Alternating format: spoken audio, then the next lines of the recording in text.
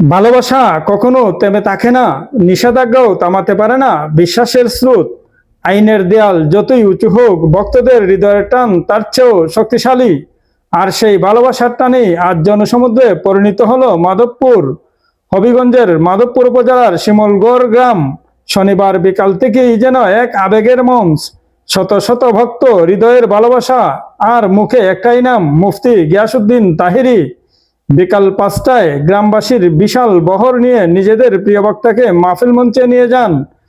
এক অনন্য দৃশ্য, যেখানে ভক্তি, আবেগ আর ভালোবাসা মিশে গেছে একসাথে। কিন্তু এই আয়োজনের পেছনে ছিল এক ভিন্ন গল্প। এর আগের দিন উপজেলা নির্বাহী কর্মকর্তা জাহিদ বিন কাসেম স্বাক্ষরিত এক আদেশে এলাকায় জারি করা হয় 144 ধারা। নিষিদ্ধ করা হয় সকল প্রকার জনসমাগম। তবুও থামেনি মানুষের ঢল। মাহফিলস্থলে ছিল আইন শৃঙ্খলা বাহিনীর কড়া উপস্থিতি, ছিলেন পুলিশ, সেনাবাহিনী। কিন্তু সবকিছুর মাঝেও শান্তিপূর্ণভাবেই সম্পন্ন হয় পুরো আয়োজন। আয়োজকদের ভাষ্য, এটি শুধু মাহফিল নয়, এটি মানুষের ঈমান, ভালোবাসা আর ঐক্যের প্রতিচ্ছবি।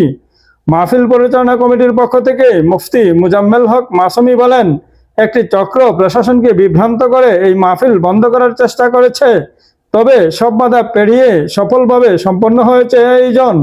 ভক্তদের কাছে তাহিরি শুধু একজন বক্তা নন, তিনি অনুপ্রেরণা, তিনি ভালোবাসার আরেক নাম। নিষেধাজ্ঞা ছিল, কিন্তু থামাতে পারেনি ভালোবাসা। আইনের কঠোরতা আর মানুষের আবেগ, এ দুইয়ের মাঝেই আজ তৈরি হলো এক ব্যতিক্রমী দৃশ্য, যেখানে জয় হলো বিশ্বাসের, জয় হলো ভক্তির। কোরআনগি নিউজ ডেস্ক, হবিগঞ্জ। হৃদয়ের কাছাকাছি, সত্য আরো কাছে। আল্লাহ রাসূলের কথা বলার জন্য, কোরআন শোনার জন্য, আল্লাহর জিকিরের জন্য আমাদের গ্রামবাসী, কবরবাসী রুহের মাগফিরাত কামনায় সাধারণ সুন্নি জনতা, শান্তিপ্রিয় জনতা, এখানে যারা দেখতেছেন অসংখ্য পীর মাসে আমরা অন্য লাইনে চলে যাচ্ছে। আমি মূল বিষয়টাতে ফিরে আসি।